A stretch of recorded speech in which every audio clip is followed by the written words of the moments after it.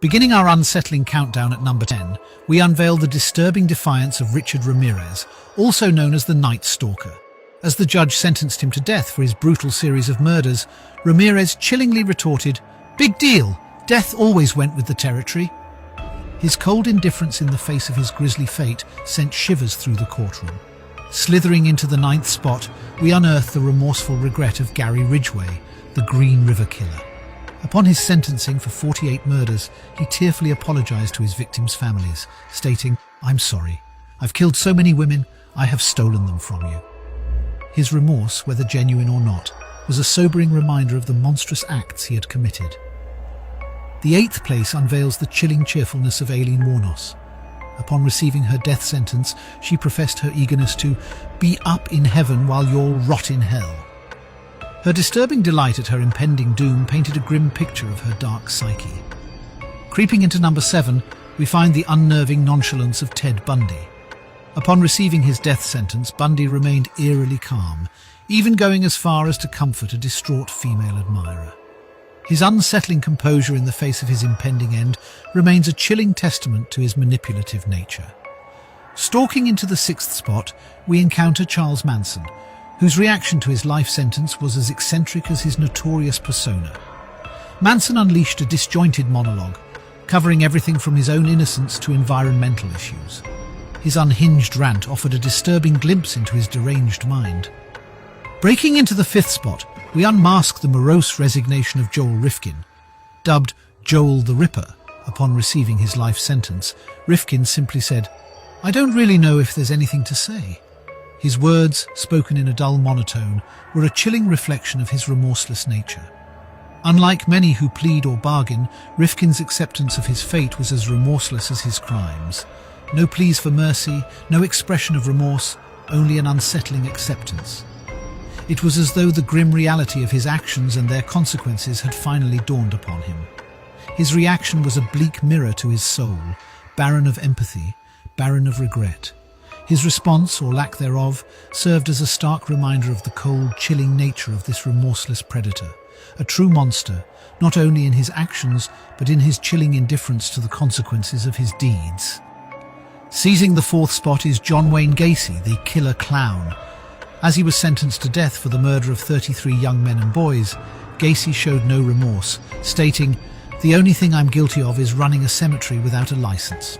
His morbid humour sent a chilling ripple through the courtroom. Gacy's flippant remark, intended as a morbid joke, only served to underscore his chilling lack of remorse.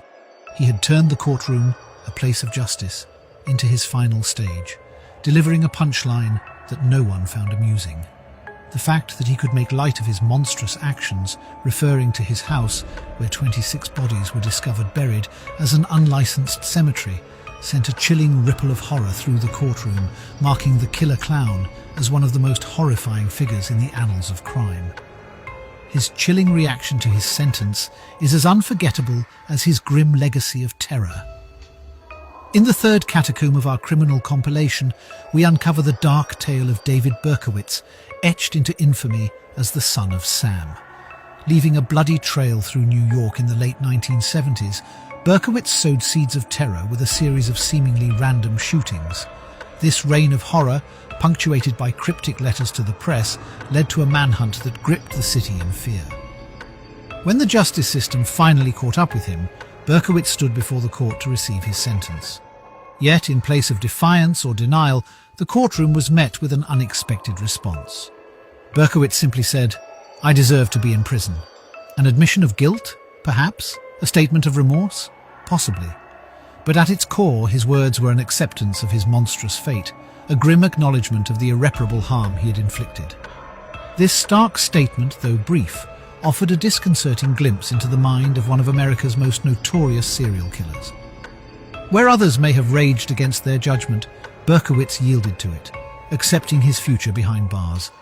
This acceptance, while not absolution, represented a chilling contrast to his earlier arrogance, giving us a glimpse of remorse amid his harrowing history of horror. Just shy of the chilling climax, we find ourselves face to face with the cold-blooded confession of Dennis Rader, forever known by the haunting initials BTK. Bind, torture, kill. This chilling signature became Raider's grim calling card in a reign of terror that lasted over 3 decades. A seemingly ordinary man with a dark double life, Raider was finally cornered by justice in 2005. Upon receiving his life sentence, instead of expressing remorse or denying his guilt, Raider opted for a different route, a detailed, chillingly matter-of-fact confession of his heinous crimes. In a voice devoid of emotion, he recounted his gruesome acts, painting a vivid and horrifying picture of his blood-stained past. His detached recollection of binding, torturing and killing his victims turned the courtroom into a chilling theatre of horror, a silent symphony of shock and disbelief echoing off the walls. Raider's flat recounting was a stark and disturbing testament to his lack of empathy, reminding all in attendance of the monstrous nature of the man before them. His life sentence may have put an end to his reign of terror, but the echoes of his cold confession continue to send shivers down the spine of those who heard it. Beware, my ghoulish guests, as we finally arrive at the gruesome grand finale. Seated at the dreaded number 1 is none other than Andrei Chikatilo, the man monstrous enough to earn the chilling title of the Butcher of Rostov. Chikatilo was responsible for a horrifying reign of terror that lasted 12 years, claiming the lives of at least 53 people. But it wasn't just his monstrous deeds that etched Chikatilo into the annals of infamy.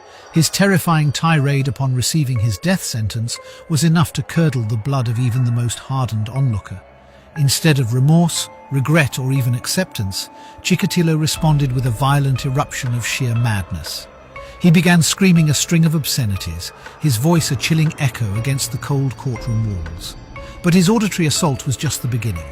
In a shocking display of deranged defiance, Chikatilo escalated his ghastly spectacle, removing his clothes in full view of the courtroom. This alarming act, this bare exposure of his derangement, was a ghastly grand finale to his macabre circus of crimes. This horrifying spectacle, a chaotic blend of mania and monstrousness, remains one of the most unsettling courtroom scenes in history. So there you have it, my gruesome guests.